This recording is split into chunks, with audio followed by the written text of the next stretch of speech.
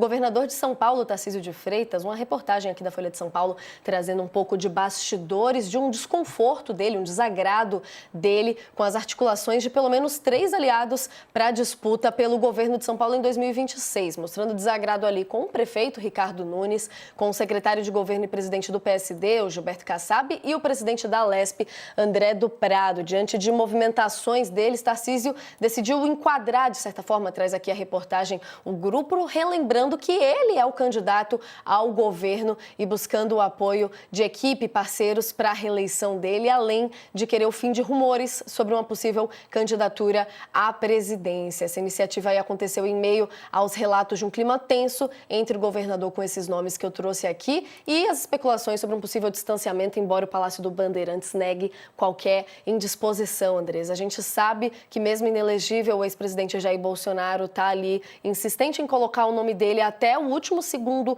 possível para a disputa presidencial em 2026. O candidato mais óbvio que muito se fala para a substituição de Bolsonaro é o Tarcísio, mas a gente vê agora esse embate de se Tarcísio vai querer a reeleição para o governo, se vai querer a presidência. Como é que você vê aí esse desconforto manifesto e trazido aqui na reportagem da Folha de São Paulo com esses nomes próximos do governador? Tem dois movimentos aí, Natália. Eu conversei agora há pouco com o prefeito de São Paulo, Ricardo Nunes, sobre essa questão. Ele diz o seguinte: olha, não tenho nenhum problema com o governador Tarcísio, pelo contrário, a gente se fala todo dia e, para além da relação política, a gente é amigo.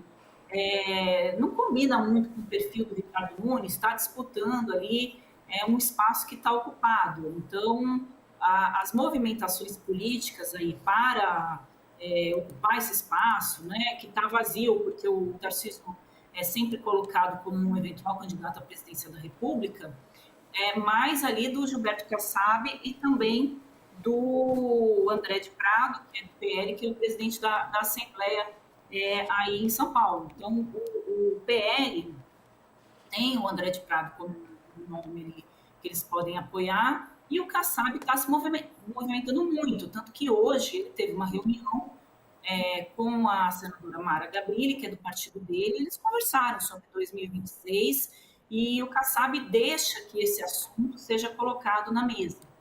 Então, o Kassab já criou muitos inimigos no ano passado, quando ele conseguiu atrair para o seu partido, o PSD, vários prefeitos aí do interior de São Paulo, roubando, né, esses nomes aí de outras siglas. Então, no centrão ali, o pessoal olha com muita desconfiança. E é o que está acontecendo agora com o Tarcísio de Freitas. O Kassab é um nome importante para o governo do Tarcísio, porque o Tarcísio, quando foi eleito, não era um político nato, assim, ele era um técnico que trabalhou no governo com a Dilma, depois com o governo Bolsonaro. Então, toda essa articulação política do governo dele se deve ao Kassab. Mas agora o Kassab está com muita sede, né, desse pote, e isso está incomodando o governador. Mas com relação ao prefeito de São Paulo, a conversa ali é outra. O Nunes, ele acredita ao Tarcísio a vitória dele para a prefeitura de São Paulo, e as pesquisas também mostram que se as eleições hoje em São Paulo sem o Tarcísio, que hoje lidera todas as pesquisas, beneficia muito o Geraldo Alckmin, que é a oposição, e vice-presidente, e também o Pablo Marçal. Então, o Kassab pontua muito pouco, o Ricardo Nunes também, e o André de Prado nem pontua praticamente. Então, o Geraldo Alckmin deu uma entrevista essa semana para o blog do nosso colega Magno Martins, e ele diz que está muito bem ali como vice-presidente da República, e para que ele esteja de novo na chapa do Lula, em 26, precisa ter um convite do Lula. E não coloca se ele vai ser ou não candidato ao governo de São Paulo. O Pablo Marçal está inelegível, mas ainda cabe recurso na segunda instância, então ele é um nome perigoso, porque tanto para o governo de São Paulo quanto para a presidência da República, o Pablo Marçal tem ali um potencial de votos que chama muita atenção de quem faz pesquisa. Então, não é um nome a se descartar, mesmo ele tendo tido todo aquele comportamento extremista que a gente viu na campanha. O Pablo Marçal sabe se movimentar nas redes sociais, ele conversa com várias bolhas, vários públicos, vários grupos de eleitores diferentes, isso faz dele um candidato viável. que a gente vai ver disso tudo, para encerrar aqui, é que o Tarcísio vai cada vez mais dizer que é candidato ao governo de São Paulo para não deixar que esse espaço seja ocupado e que você sabe como é que é, né, Natália? Se começar a se falar da sucessão dele, ele não governa mais, né? Ainda tem 2 anos aí pela frente.